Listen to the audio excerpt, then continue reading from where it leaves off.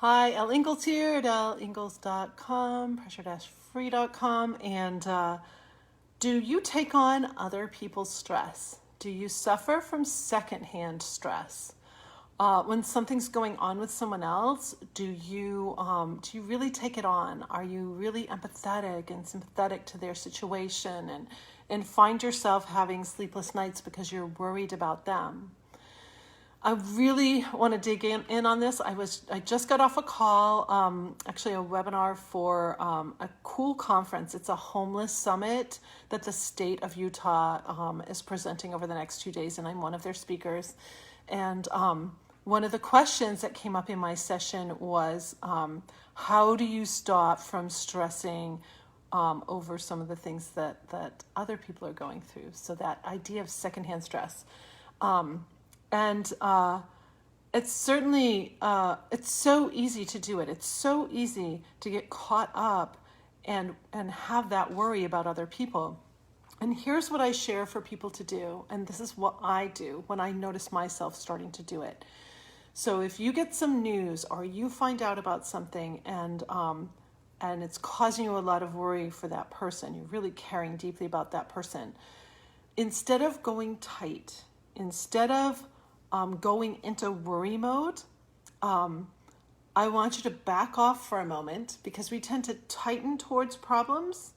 I want you to go wide with your body and develop a relaxation in your body and move into something I call full belief.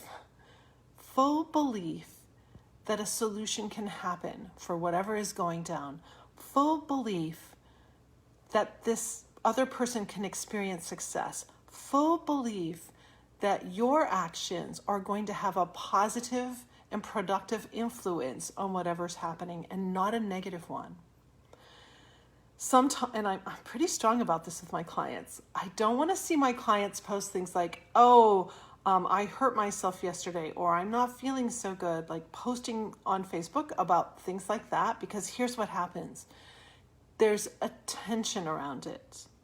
And the tension is not going to heal you.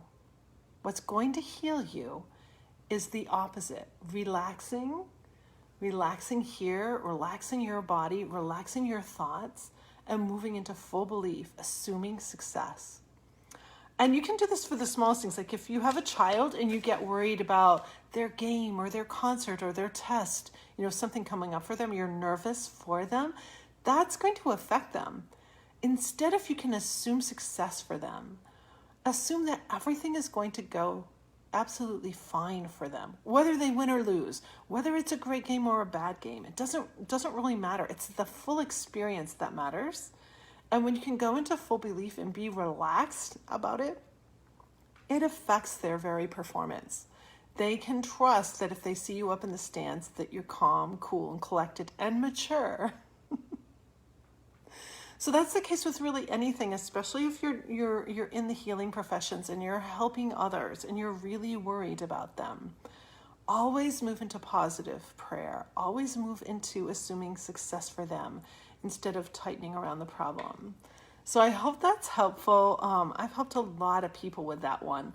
And it's something that I've had to practice it myself, like really practice it. If something's happening with one of my sons, if something's happening with one of my clients, it would be so easy for me to never have a sleepless night in the business that I'm in, right? And so I had to develop this like level of maturity and an understanding of how do we really solve problems? The best way to solve problems is to not trigger the stress response. If you stay free of those stress hormones, you can get to solutions so much faster.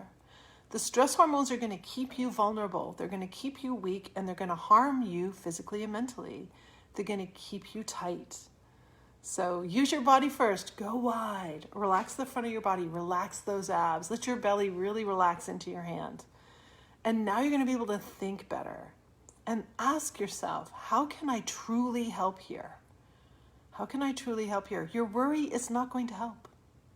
It's not going to help. I'm sorry. You could worry and worry. All it's going to do is tear down you.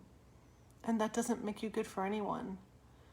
So see if you can really move into it's really a different level of maturity is what especially some of my teenage clients have said to me. They're like, you're teaching me how to be a grown-up.